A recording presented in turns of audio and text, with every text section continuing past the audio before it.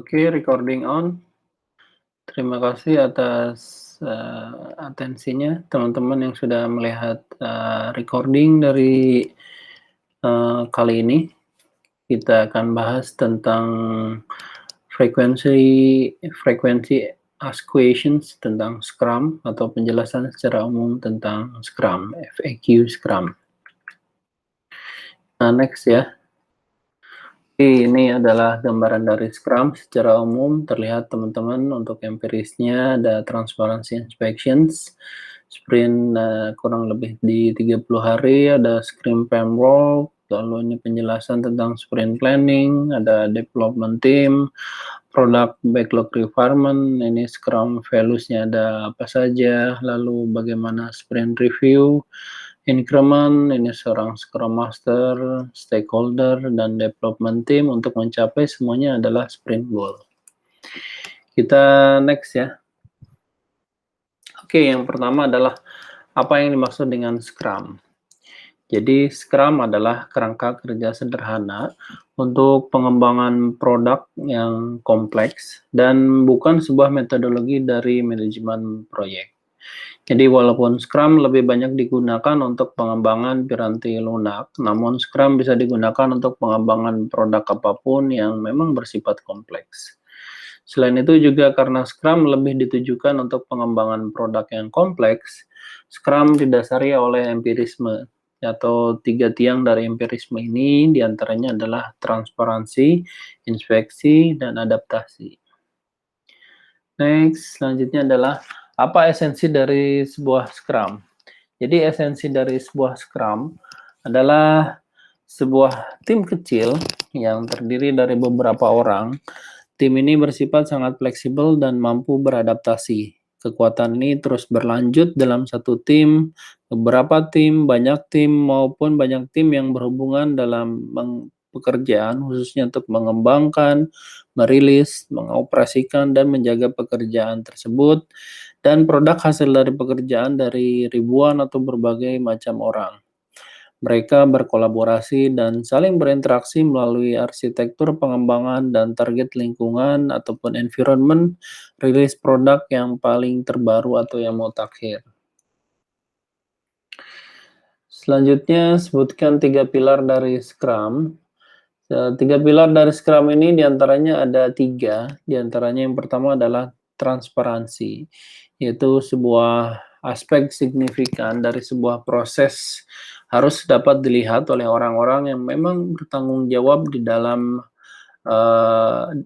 Scrum tersebut terhadap dampaknya. Lalu selanjutnya adalah inspeksi. Inspeksi ini adalah bagaimana seorang pengguna Scrum harus sering menginspeksi artefak Scrum dan mengembangkan menuju sprint goal agar mereka dapat mendeteksi adanya variasi ataupun variasi hasil yang tidak diharapkan. Proses inspeksi juga disarankan tidak dilakukan terlalu sering sampai menghambat pekerjaan tersebut. Inspeksi akan sangat bermanfaat jika dilakukan oleh pemeriksa yang kompeten di saat di mana pekerjaan tersebut sedang berada. Selanjutnya adalah yang terakhir yaitu adaptasi. Nah, kalau adaptasi ini jika pemeriksa menemukan bahwa ada satu hal atau lebih dari proses yang menyimpang di luar ambang batas yang bisa diterima yang dapat menyebabkan produk tidak bisa diterima, maka proses atau materi yang sedang diproses itu harus diubah. Pengubahan harus dilakukan secepatnya untuk meminimalkan penyimpangan yang semakin jauh tersebut. Lalu Scrum juga diantaranya memiliki 4 acara ataupun event secara formal untuk melakukan inspeksi dan adaptasi tersebut. Seperti yang dijabarkan diantaranya ada sprint planning, daily Scrum, sprint review, dan sprint retrospective. Selanjutnya adalah ada berapa elemen di dalam Scrum. Nah, untuk menjawab hal tersebut sebenarnya elemennya itu banyak. Di antaranya yang pertama adalah tentang roles. Roles ini adalah itu peran, yaitu di antaranya adalah orang-orang yang berpartisipasi di dalam Scrum. Disebut peran karena memang setiap orang memiliki peran tertentu karena melakukan hal-hal yang tertentu dan bertanggung jawab untuk hal tertentu pula. Scrum setidaknya memiliki 3 peran utama, diantaranya yaitu development team atau tim pengembangan, pemilik produk atau product owner, dan satu lagi adalah Scrum Master. Tidak ada peran lain di dalam Scrum, dan peran ini sama sekali tidak mengganggu posisi resmi dari orang-orang di dalam organisasi tersebut. Adapun yang kedua adalah event atau acara Scrum. Adalah sebuah acara biasa, rapat yang memiliki tujuan tertentu, situasi tertentu yang muncul di setiap acara resmi Scrum, diantaranya adalah ada sprint planning, ada daily Scrum, sprint review, dan sprint retrospektif. Yang ketiga adalah artifak. Artifak Scrum adalah merupakan beberapa elemen fisik, ya, atau dokumen yang mereka digunakan di dalam Scrum setiap hari, serta dalam pekerjaan produk secara umum, gitu. Tim Scrum dan pemangku kepentingan atau stakeholder non-tim lainnya sering memperhatikan artefak ini untuk mengetahui bagaimana pengembangan produk atau aktivitas dan hal lainnya. Artefak Scrum secara resmi diantaranya adalah product backlog, sprint backlog, dan product increment. Untuk yang keempat atau yang terakhir diantaranya adalah rules. Rules itu sebagai aturan dasar secara basic untuk mengatur bagaimana Scrum itu dikoordinasikan atau dikerjakan di antara anggota tim dan entitas Scrum di dalam Scrum. Dan basic dari rule untuk Scrum diantaranya adalah seperti setiap sprint itu berdurasi 4 minggu atau kurang. Dan tidak ada jeda di antara sprint, lalu setiap sprint memiliki panjang yang sama. Lalu niat dari setiap sprint adalah perangkat lunak yang berpotensi untuk dikirim kepada user atau klien. Setiap sprint juga mencakup perencanaan sprint atau sprint planning. Selain itu juga pertemuan sprint adalah time box kedua jam atau minggu panjang dari sprintnya tersebut. Lalu selanjutnya adalah adanya Scrum harian, terjadi setiap hari pada waktu yang sama, misalnya pada pukul 9 pagi, atau selanjutnya ada Scrum harian juga dibatasi hanya menjadi 15 menit saja. Itu secara dasarnya. Lalu selanjutnya ada setiap sprint menyertakan ulasan sprint untuk feedback atau umpan balik ke pemangku kepentingan tentang produk. Selanjutnya adalah setiap sprint menyertakan sprint retrospektif untuk diperiksa dan diadaptasi oleh tim. Selanjutnya adalah pertemuan tinjauan atau review dan retrospektif diatur dalam waktu total hingga 2 jam atau per minggu dari panjang sprint tersebut. Dan tidak ada jeda antara sprint review dan pertemuan retrospektif. Oke, selanjutnya nomor 5. Jelaskan role di dalam Scrum. Nah, untuk penjelasan role dalam Scrum tadi sebenarnya sudah dibahas di pertanyaan sebelumnya. Roles atau perannya adalah orang yang memang berpartisipasi di dalam Scrum. Disebut peran karena setiap orang memiliki peran tertentu, melakukan hal-hal tertentu, dan bertanggung jawab untuk hal-hal tertentu di dalam Scrum. Scrum setidaknya memiliki 3 peran utama, diantaranya tim pengembangan, pemilik produk atau product owner, lalu Scrum Master. Dan tidak ada peran lain di dalam Scrum, dan peran ini sama sekali tidak mengganggu posisi resmi orang-orang tersebut di dalam organisasi.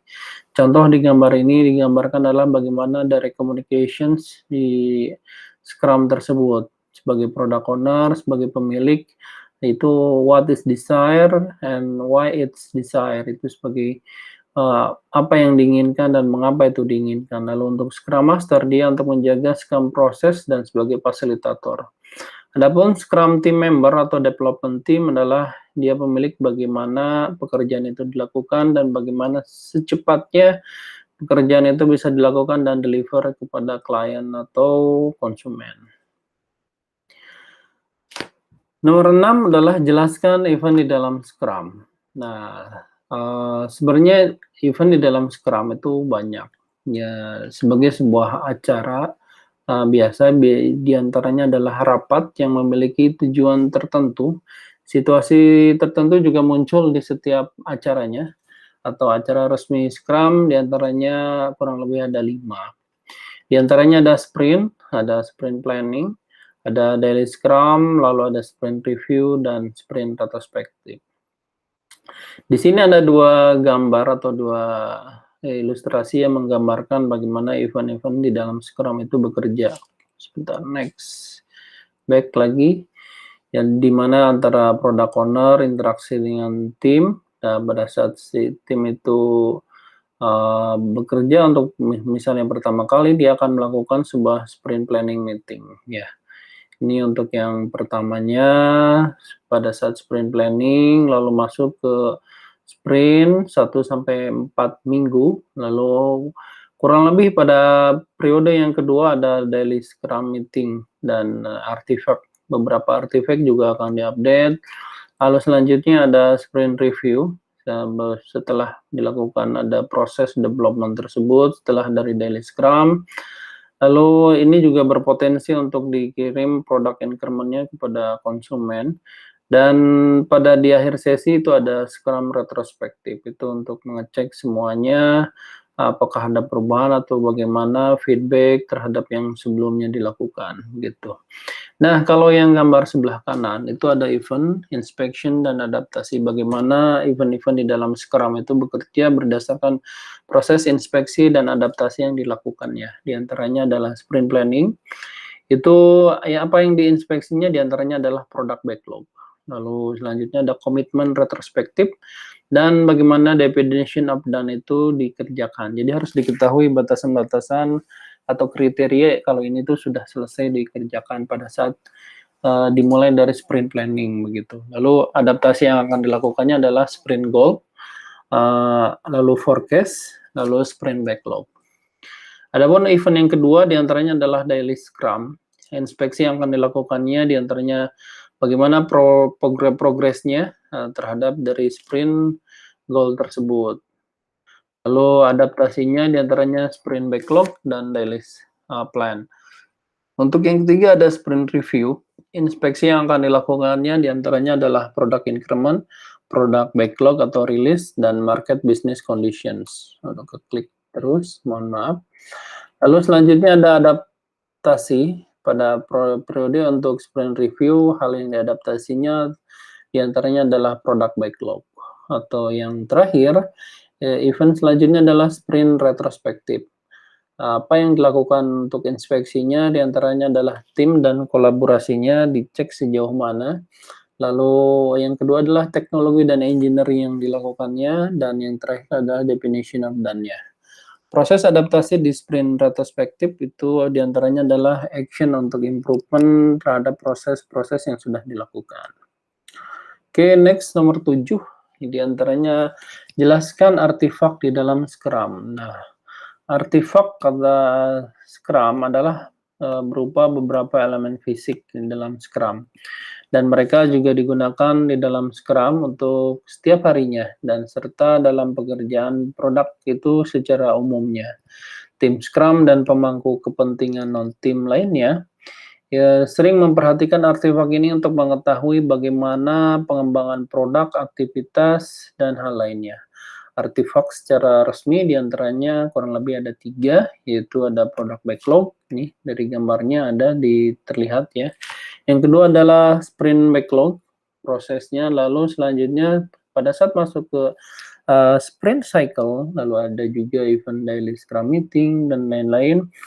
Terus pada proses update ada yang dinamakan dengan product increment. Jadi potensial untuk dikirim shippable pertama kali ataupun selanjutnya increment selanjutnya kepada konsumen atau klien.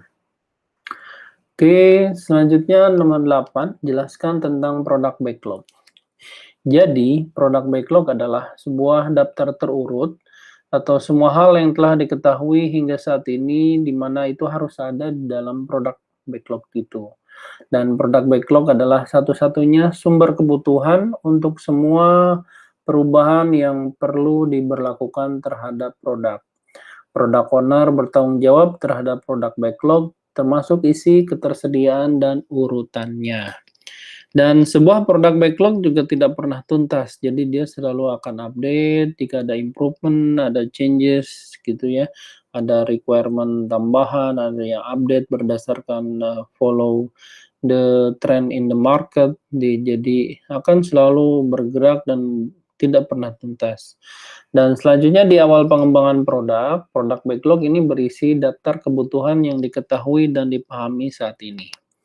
Produk backlog juga berevolusi seiring dengan perkembangan produk dan lingkungan di mana produk tersebut digunakan. Produk backlog bersifat secara dinamik atau dinamis dan berubah terus secara konstan agar produk menjadi layak, bisa digunakan, kompetitif, dan bermanfaat. Selama produk itu masih ada, produk backlog juga akan selalu ada. Terlihat di sini produk backlog adalah sebagai bagian dari roadmap ya, di mana ini terlihat ada gambarnya, ada view sprint, di mana ada sprint table, pertama assignment yang diinginkan, increment, dependensinya terhadap apa saja, actions, constraint, increment, lalu actionable yang sudah dipahaminya, diantaranya assignment, opportunity-nya, lalu ada functionality, dependency, dan option-option tersebut. Next period-nya ini yang sudah yang akan dikerjakan diantaranya option, alternatifnya apa saja, idenya apa saja, lalu apa selanjutnya gitu. Dan long term-nya adalah imajinasi yang ataupun goal, target, vision-nya ya, terhadap sebuah produk tersebut akan seperti apa begitu. Oke, nomor 9, jelaskan tentang product owner. Product owner adalah orang yang bertanggung jawab untuk memaksimalkan nilai bisnis dari produk yang dihasilkan oleh development team. Cara melakukannya sangat bervariasi antar organisasi ini, di antaranya Scrum team dan individual. Dan product owner adalah satu-satunya orang yang bertanggung jawab dalam pengelolaan produk backlog. Dan pengelolaan produk backlog termasuk diantaranya yang pertama, menyampaikan isi produk backlog item secara jelas, lalu mengurutkan produk backlog item untuk mencapai tujuan dan misi dengan cara yang terbaik. Yang ketiga adalah mengoptimalkan nilai bisnis dari pekerjaan yang dilakukan oleh development team. Yang keempat adalah memastikan agar produk backlog dapat dilihat secara transparan dan jelas untuk semua pihak dan menampilkannya apa yang akan dikerjakan selanjutnya oleh Scrum Team. Lalu yang terakhir adalah memastikan development team itu memahami produk backlog item hingga batas tertentu gitu. Yang pertama ini terlihat ada 4 area kompetensi ya, ataupun yang KPI yang harus dikerjakan oleh seorang product owner, diantaranya manajemen backlog, coordinations with Scrum Master, ada analisis dari product vision-nya seperti apa, lalu terakhir adalah modulation terhadap development team. Oke, next selanjutnya nomor 10. Jelaskan tentang development team dalam Scrum. Jadi development team itu terdiri dari para ahli atau profesi atau expert yang bekerja untuk menghantarkan increment sampai dengan selesai yang berpotensi untuk dirilis dari setiap akhir sprint. Dan increment juga selesai wajib tersedia pada saat sprint review. Hanya anggota dari development team yang membuat increment ini. Development team juga dibentuk dan diberikan wewenang oleh organisasi untuk menyusun dan mengelola pekerjaan mereka sendiri. Hasil sinergi dari tim ini akan mengoptimalkan efisiensi dan efektivitas development team secara keseluruhan. Development team memiliki beberapa karakteristik yang baik diantaranya sebagai berikut. Mereka adalah swakelola. Swakelola itu berarti self-organizing, di mana tidak ada satu orang pun, bahkan Scrum Master, yang memberitahu development team bagaimana memanifestasikan produk backlog menjadi gabungan fungsionalitas yang berpotensi untuk dirilis. Selanjutnya adalah development team bersifat lintas fungsi ini. Jadi dia cross-fungsional, mereka juga memiliki semua keahlian yang diperlukan untuk membuat increment.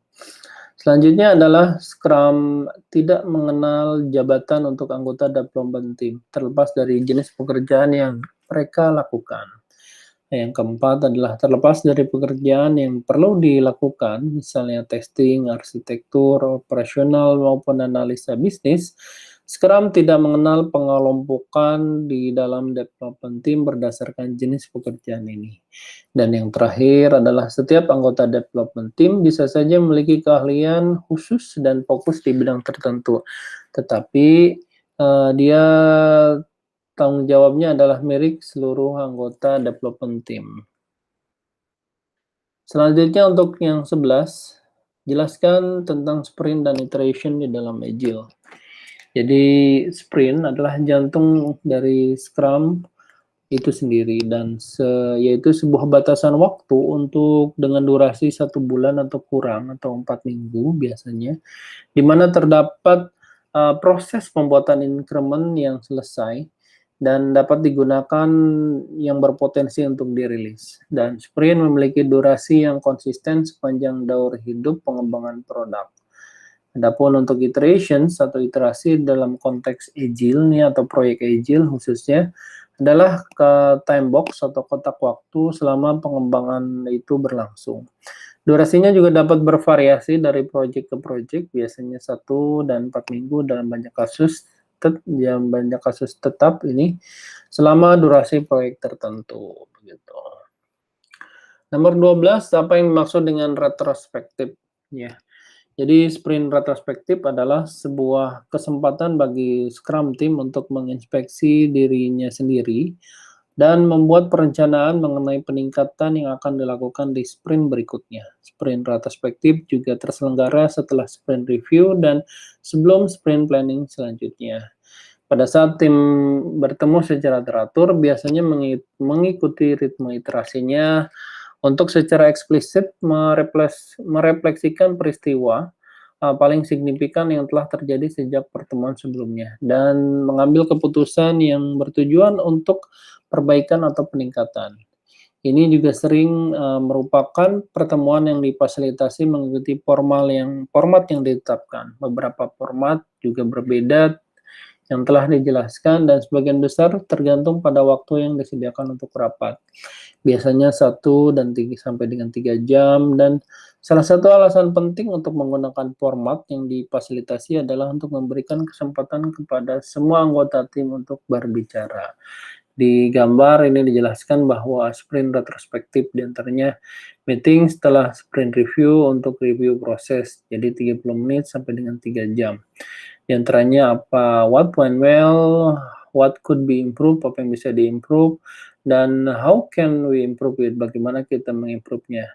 Dan di antaranya adalah self analysis, bagaimana itu bekerja, dan problem analysis dan improve aspek, lalu framework improvement.